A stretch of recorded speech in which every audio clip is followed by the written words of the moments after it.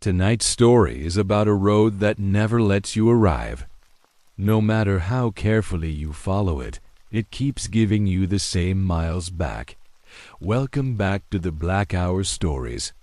Settle in, let your eyes rest, and allow the night to stretch out ahead of you.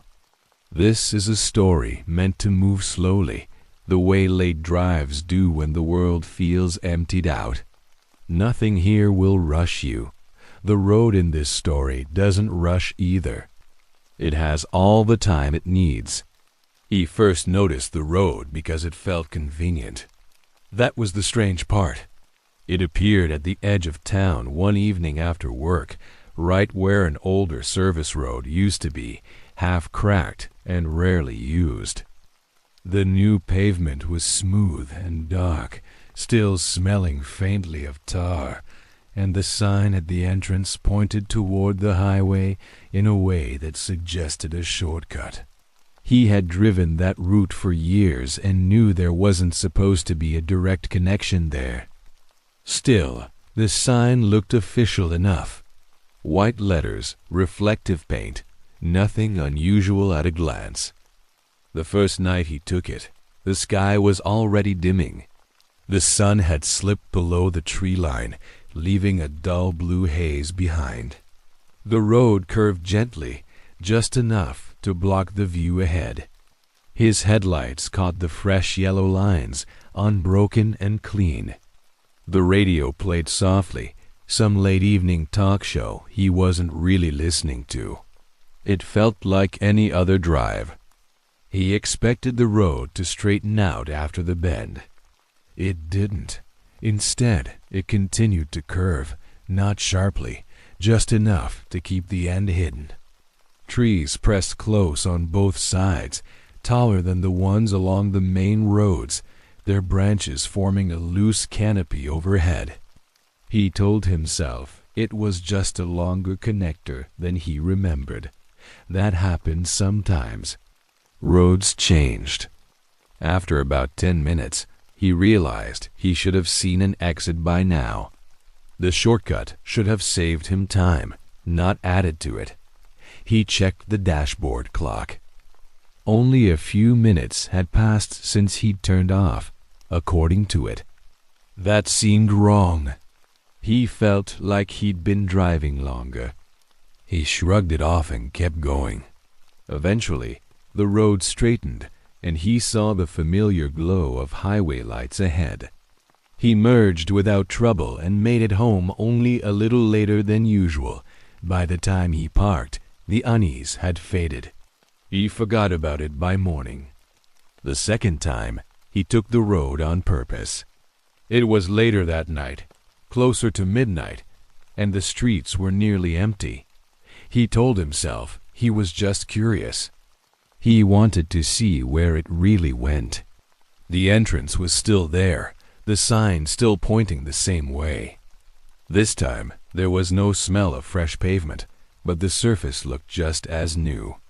As soon as he turned onto it, the radio lost its signal. The sound thinned into static and then went silent altogether. He tapped the dial once, then let it be. He drove with the hum of the engine and the soft rush of tires against asphalt. The trees seemed closer this time. Their trunks leaned inward, though he couldn't say by how much. The road curved again, exactly like before.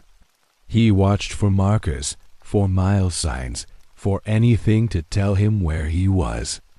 There was nothing. He passed a reflective post on the right shoulder.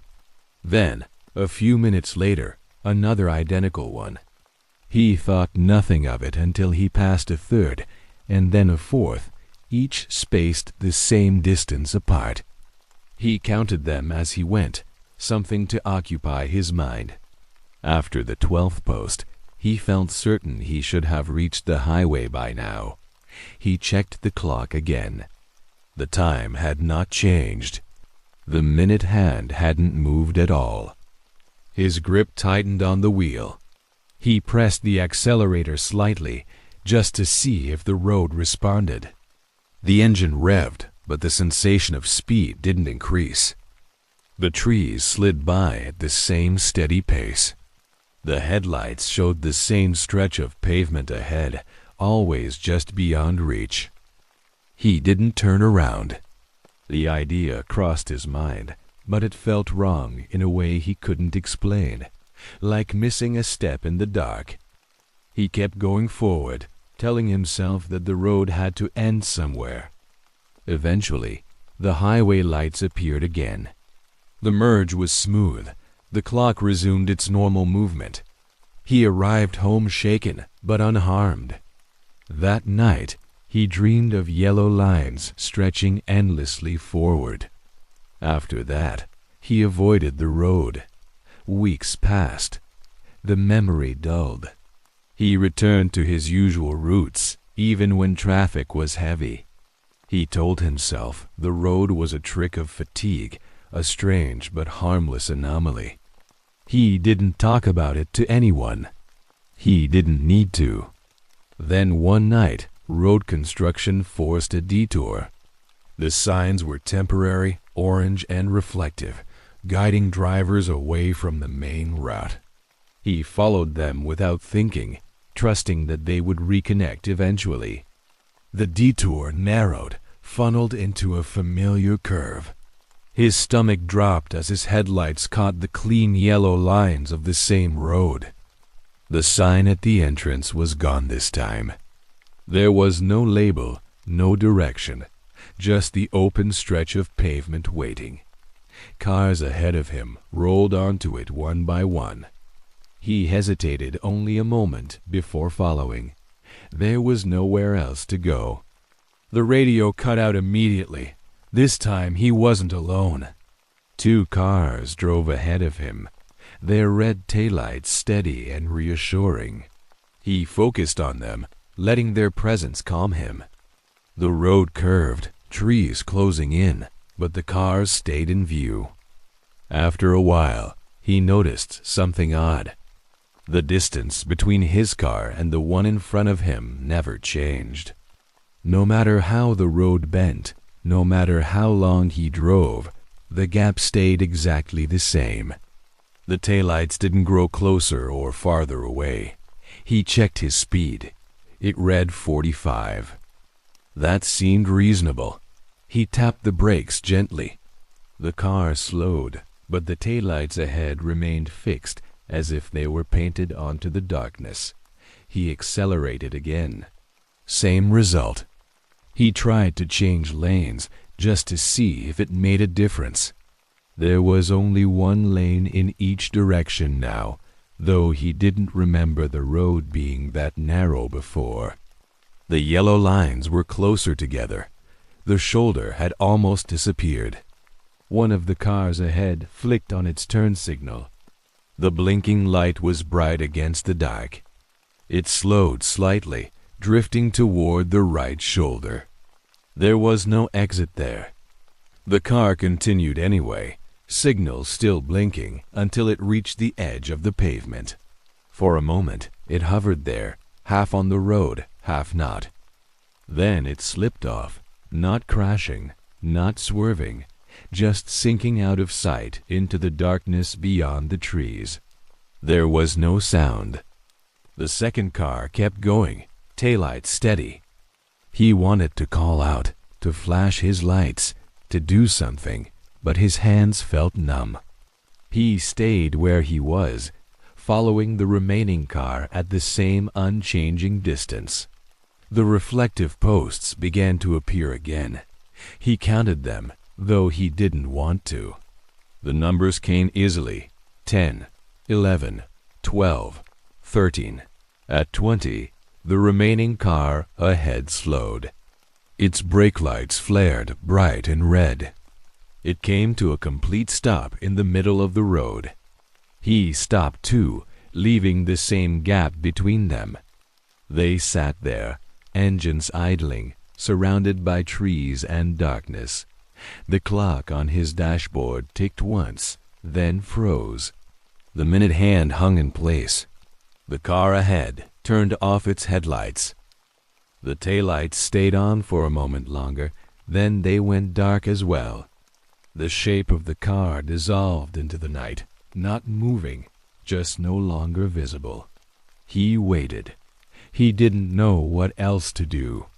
After what felt like a long time, his headlights flickered. The beam dimmed, then returned to normal. The road ahead was empty now, stretching forward into darkness. He drove. The road felt longer after that. The curves repeated in a pattern he began to recognize. Left bend, straight. Right bend, straight. The trees never changed. The reflective posts passed by at steady intervals. He lost count and started again. He stopped checking the clock. At some point, he noticed something new. Faint marks on the pavement just inside the yellow lines. Dark streaks, irregular, as if something had been dragged along the road. They appeared in short sections, then vanished, then reappeared again farther on. He tried not to look at them. He focused on the road ahead, on the way his headlights carved a tunnel through the dark. His breathing slowed. The hum of the engine became a constant presence, something to hold on to. Eventually, the highway lights appeared again, brighter this time, almost harsh. He merged without thinking and drove home in silence. The next morning, he checked the news. There was no mention of missing cars, no reports of accidents along any back roads. The detour signs were gone. The service road was back to its cracked, half-forgotten state. The new road wasn't there. He told himself that was the end of it. He avoided driving at night when he could. When he couldn't, he stuck to well-lit streets and busy highways. He slept poorly for a while, waking with the image of endless pavement stretching ahead. Months passed. One evening he noticed his gas gauge dropping faster than usual on his drive home. He frowned, calculating distances. He should have had enough to make it back easily. He kept driving, watching the needle sink lower. The warning light came on just as he reached the outskirts of town. He considered stopping, but the nearest station was closed. He pressed on, hoping to make it home. When the engine sputtered, he was already coasting. The car rolled to a stop at the edge of the road. He sat there for a moment, listening to the ticking of cooling metal. The road ahead curved gently. Trees pressed in on both sides. He didn't need to look at the sign to know where he was. The road was waiting. He got out of the car. The air was cool and still. There were no insects, no distant traffic sounds, just quiet. The pavement under his feet was smooth and unmarked, as if it had never been driven on. He stood there for a long time. He didn't know what he was waiting for. Eventually, he got back into the car and turned the key. The engine started immediately, fuel gauge reading half full. He laughed once softly, more out of habit than relief. He drove. This time there were rules, though no one told him what they were. He learned them by instinct. He kept his speed steady. He didn't touch the radio. He didn't look too closely at the trees. The reflective posts came and went. The curves repeated. The marks on the pavement appeared more frequently now, longer streaks that crossed the lane and disappeared under his tires. He began to feel watched, not from the trees, but from the road itself. As if the pavement were aware of his presence, adjusting slightly beneath him, smoothing here, roughening there. He didn't turn around. He never tried. When the highway lights appeared, they felt farther away than before. He drove toward them anyway. The clock resumed its ticking just before he merged. After that, the road appeared more often. Sometimes it replaced familiar streets. Sometimes it waited at the end of parking lots or behind closed gas stations. Once it appeared where his driveway should have been. Each time he drove it, each time it let him go. He stopped questioning it. The road didn't like that. He learned that if he hesitated too long at the entrance, the trees would lean closer. If he slowed too much, the curves would tighten. If he tried to take an exit that wasn't there, the darkness beyond the shoulder would deepen, thick and waiting. He followed the rules without understanding them. Years passed. He grew older. His hair thinned. His car changed, then changed again. The road stayed the same. One night, as he drove, he noticed a figure ahead on the shoulder. It stood just beyond the reflective posts, barely visible in the edge of his headlights. He felt a jolt of recognition, though he had never seen it before. He didn't slow down.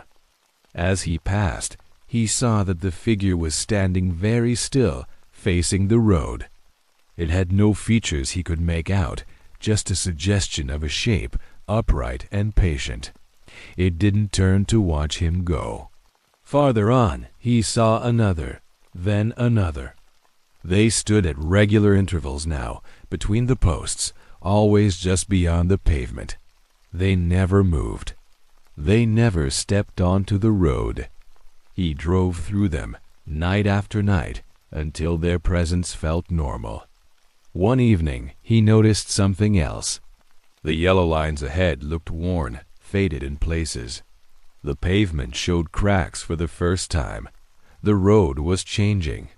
The curves felt tighter. The distance between posts shortened.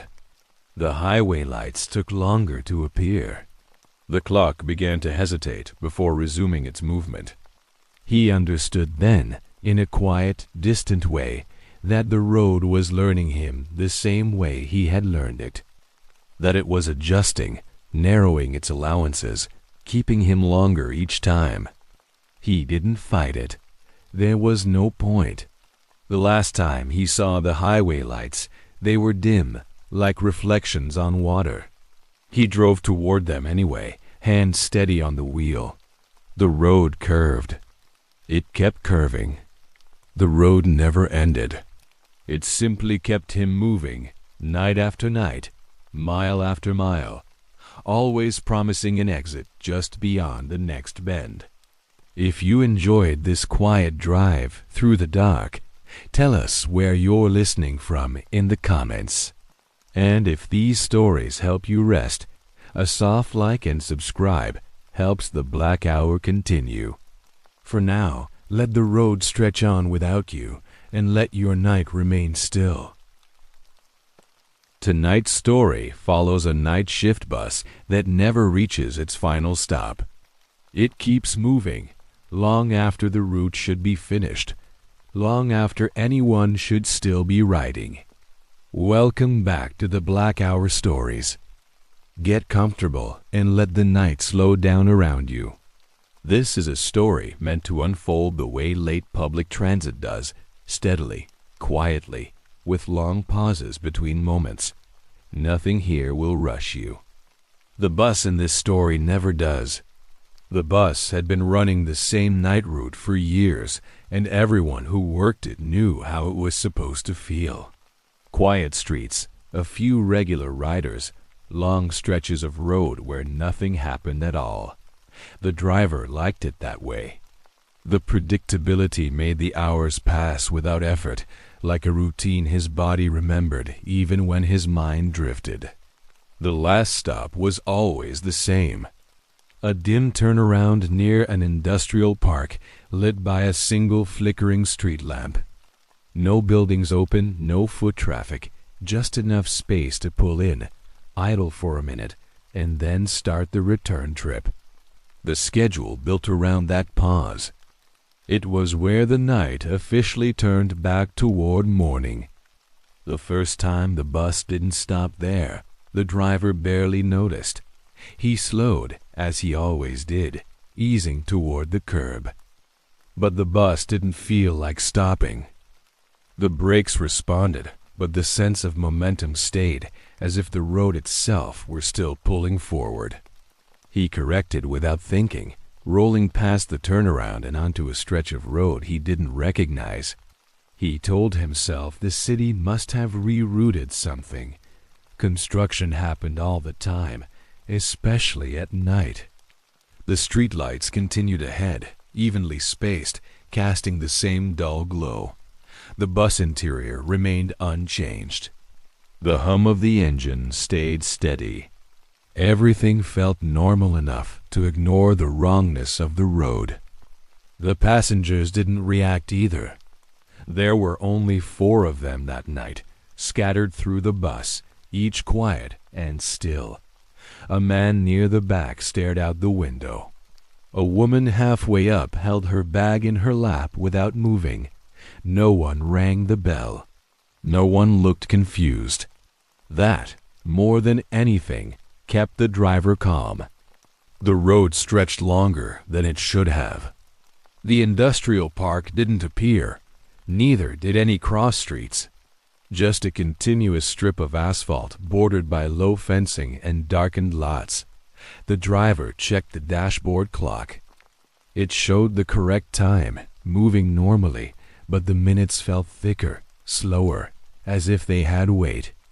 Eventually, another stop appeared ahead. Not the final one, but a regular pickup, complete with sign and bench. The driver pulled in automatically. The bus hissed as the doors opened. No one got off. No one got on.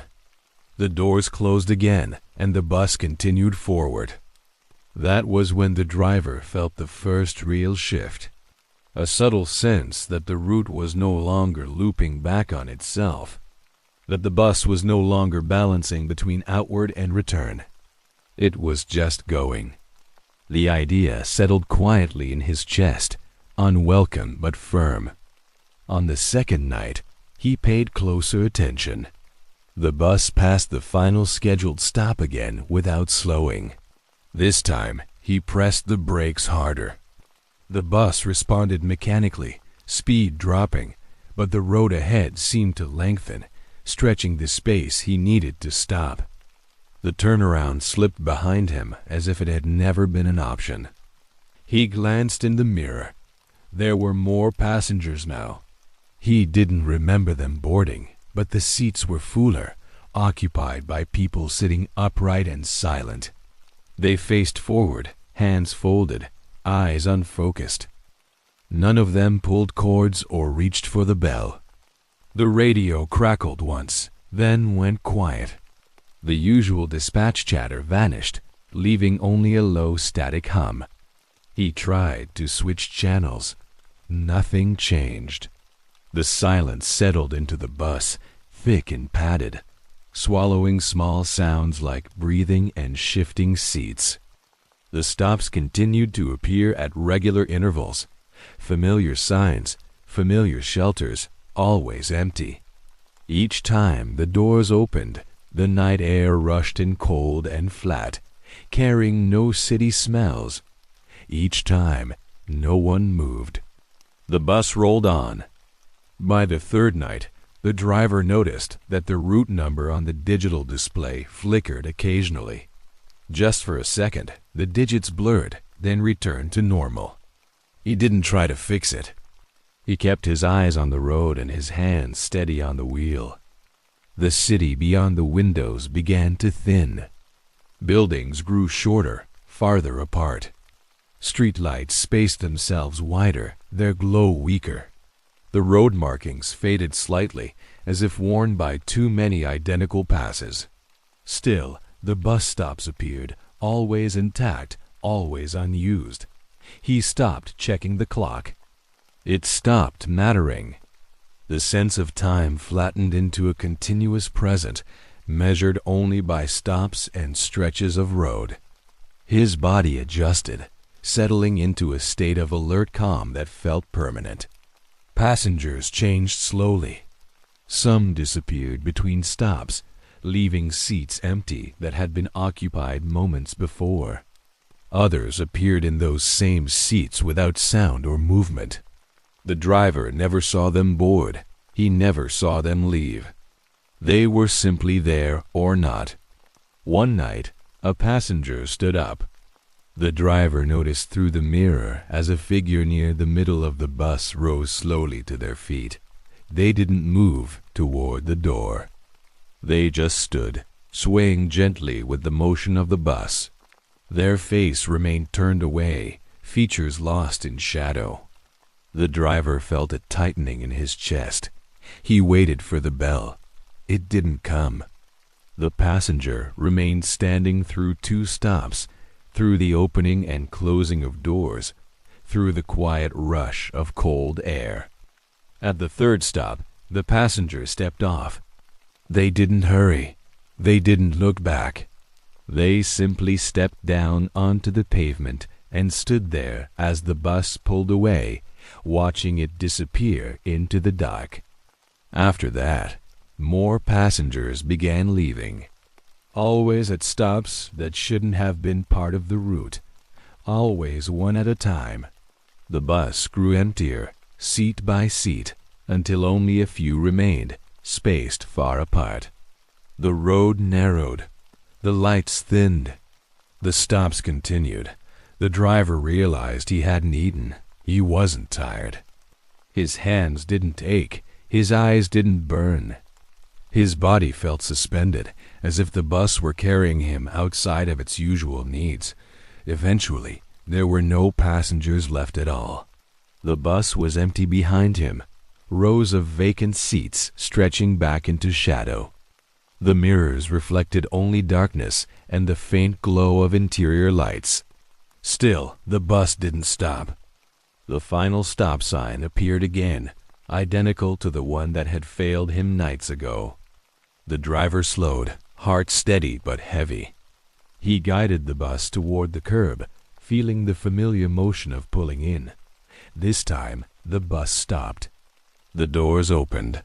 Cold air flooded in. The turnaround lay empty, street lamp flickering softly. The driver waited, unsure what he was waiting for. After a long moment, the bus doors closed. The engine idled. The clock on the dashboard ticked forward. The route display flickered, then stabilized. The bus pulled away, heading forward, past the turnaround, onto the road that continued beyond it. The driver didn't resist. He adjusted his grip and stayed in his seat. The night stretched on ahead, wide and accommodating. The bus had more stops to make. The bus never reached its last stop. It only learned how to continue, carrying the night forward without asking who was meant to get off. If this story kept you company, tell us where you're listening from in the comments. And if the Black Hour helps you rest, a gentle like and subscribe keeps these quiet routes running. For now, let the bus move on without you, and let your night remain unbroken. Tonight's story is about what begins moving along the tracks after the final train has passed. It doesn't rush. It waits until the system believes it's finished for the night. Welcome back to the Black Hour Stories. Settle in and let the night slow its breathing. This story moves the way rail yards do after midnight, steady, repetitive, and mostly ignored. Nothing here will surprise you quickly. The tracks have been here longer than anyone remembers, and they know how to be patient. The last train always passed through just after 12:40 a.m., its sound rolling through the neighborhood in a familiar pattern of vibration and fading steel. People who lived nearby barely noticed it anymore. The rails hummed, the ground shivered, and then everything settled back into quiet. That was how it had always been. After the final train, the tracks were supposed to be empty. No scheduled traffic. No maintenance crews until morning. Just long lines of steel cooling in the dark, stretching out of sight in both directions. That emptiness was part of the routine, something the night relied on. Caleb worked the overnight inspection shift for the rail authority, a job that mostly involved sitting in a truck, checking sensors, and driving short stretches of track to make sure nothing obvious had gone wrong. It was boring work, which suited him. The quiet hours helped him think less. He parked near mile marker 17 most nights, the same gravel turnout beside a chain-link fence. From there, he could see a long, straight section of track illuminated by distant yard lights. The view rarely changed. That consistency was comforting. The first time he noticed something wrong, it was subtle enough that he doubted himself. He had finished his usual check and was sitting in the truck, engine off, listening to the night. The air was still. No wind, no insects. Just the low ambient hum of the city far away. Then he felt it. A vibration beneath his boots, faint but deliberate. Not the broad tremor of an approaching train. This was lighter, rhythmic, almost cautious. He leaned forward, watching the rails. Something moved in the distance. At first, he thought it was a trick of light. A shadow sliding between the rails, tall and narrow, passing through the dim glow of the yard lamps. It didn't reflect light the way metal did. It absorbed it, bending the darkness around itself as it moved. Caleb held his breath without realizing it. The shape continued forward at a steady pace, staying exactly centered between the tracks. It didn't stumble over the ties. It didn't hurry. It moved like it belonged there. After a few seconds, it slipped beyond the lit area and vanished into deeper dark. The vibration faded with it, leaving the rails still. Caleb waited a long time before exhaling. Eventually, he told himself it had been an animal. Something tall. A deer, maybe, though that didn't quite fit. He started the truck and left early, feeling watched all the way back to the depot. The next night, he parked closer. He didn't tell anyone about what he'd seen. There was no incident to report, no damage, no malfunction. The sensors had logged nothing unusual. He kept the thought to himself and returned to mile marker 17 with a sense of quiet determination. The last train passed. The rails cooled. The night settled. This time the vibration returned sooner. It started as a low tremble, barely enough to notice unless he was waiting for it. Caleb stepped out of the truck and stood near the fence, eyes fixed on the tracks. The feeling came through the solace of his boots, up into his legs. The shape emerged again, farther down the line. Clearer this time. It was taller than a person, but not by much. Its outline was wrong, proportions slightly off, as if it had been assembled by memory rather than observation. It moved on two legs, each step precise, measured, landing between the rails with care. There was no sound of feet on wood or stone. Just the steady vibration, the rails responding as if something heavy but controlled was passing over them. Caleb stayed where he was. He didn't wave. He didn't shout. He didn't step closer. He watched as the figure moved through the light and into shadow again, following the tracks away from him. It didn't look back. After that, it became part of the night. Every shift after the last train, the vibration returned. Sometimes the figure passed close enough that Caleb could see more detail. Its surface wasn't solid in the way flesh or fabric was. It looked layered, like overlapping shadows pulled tight into a shape. It always walked the same direction, never toward the city, always away from it, following the rails as they bent into less developed land. It never deviated.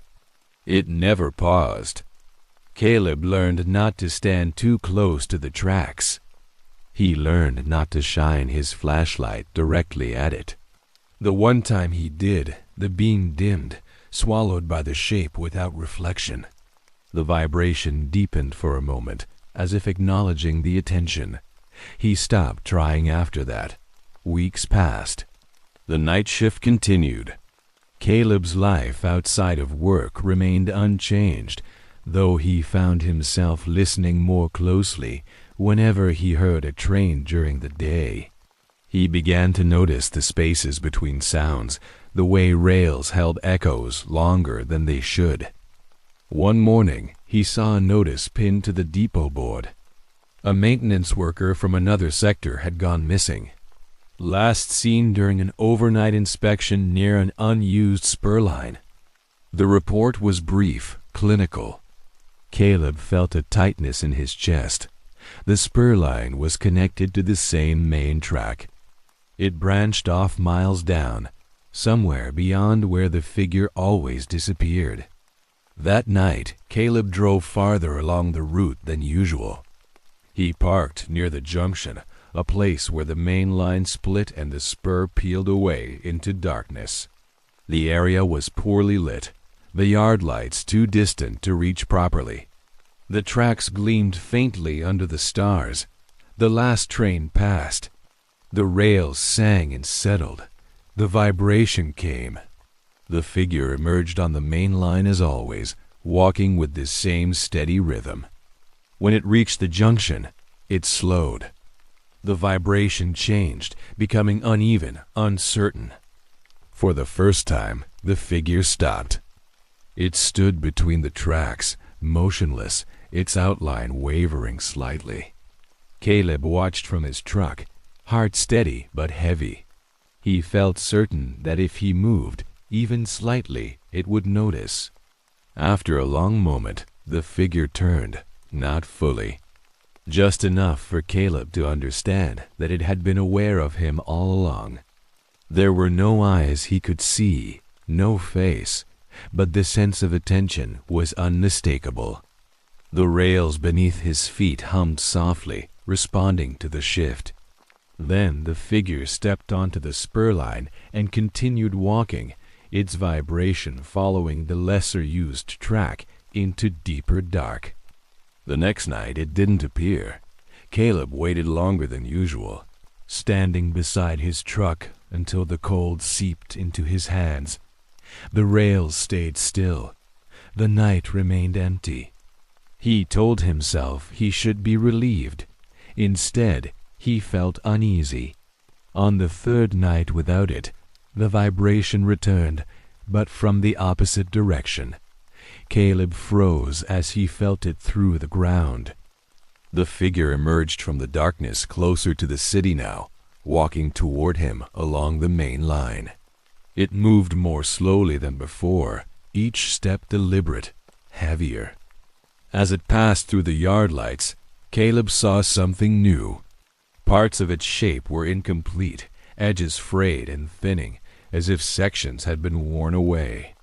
The vibration faltered with each step. It stopped near him, closer than it ever had. The air felt denser, pressing against his ears. The rails hummed loudly now, a constant note that made his teeth ache. Caleb stood still, hands at his sides, breathing shallowly. The figure leaned slightly toward the tracks, as if listening. Then it stepped off the rails and onto the gravel beside them. The vibration stopped. The silence that followed was heavy, absolute. Caleb realized that the sound he had always associated with it wasn't movement at all. It was the rails reacting, warning, bracing. The figure took one step closer to the fence.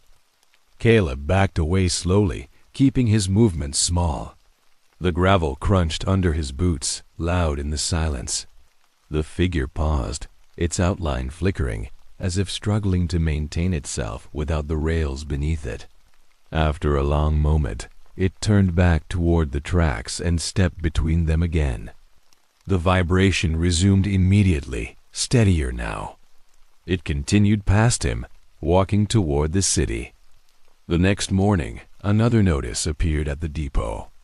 A signal operator had vanished during a late check near the downtown crossing. No witnesses, no explanation. Caleb understood the pattern then, though he didn't know the reason. The figure followed the tracks because it had to. It stayed between the rails because that was where it was held in place. When it weakened, it sought something to replace what it was losing. He considered quitting. He even filled out the paperwork once, then folded it and put it in his pocket. He knew the tracks wouldn't care. That night, he parked directly on the crossing near the city edge, the place where rails intersected streets and people walked without thinking. He waited. The last train passed. The vibration came almost immediately. The figure approached from the distance, its shape thinner now, more uneven. It slowed as it neared the crossing, hesitating where steel met asphalt. The vibration wavered, uncertain. Caleb stepped out of the truck and stood near the tracks. The figure stopped in front of him, closer than ever. He could feel the cold radiating from it, a deep, old cold that didn't belong to the air. The rails beneath them hummed loudly, strained. Caleb didn't speak. He simply stepped back onto the gravel between the rails, placing himself where the figure usually walked. The vibration surged, sharp and sudden. Pain flared through his legs and chest, as if the rails were resisting him. He clenched his jaw and stayed where he was. The figure shifted, its outline tightening, stabilizing. Slowly, carefully, it stepped back between the rails and resumed its path, passing Caleb without contact. The vibration steadied. After that, the figure returned to its original direction, away from the city, away from crossings. It no longer approached the spur line. It no longer slowed. Caleb continued working the night shift.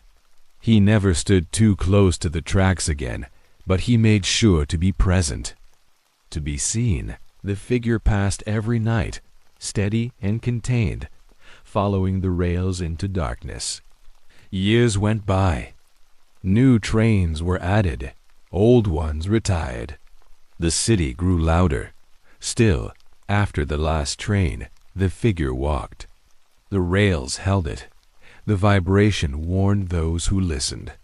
Caleb eventually transferred to a day position. On his final night, he stood by the fence one last time and watched the figure pass. It didn't turn. It didn't slow. It didn't need to. The tracks had learned what to carry. Even now, after the final train, when the city believes the system is asleep, something walks the rails. It stays where it belongs, guided by steel and repetition. As long as the tracks remain, it will not need to leave them.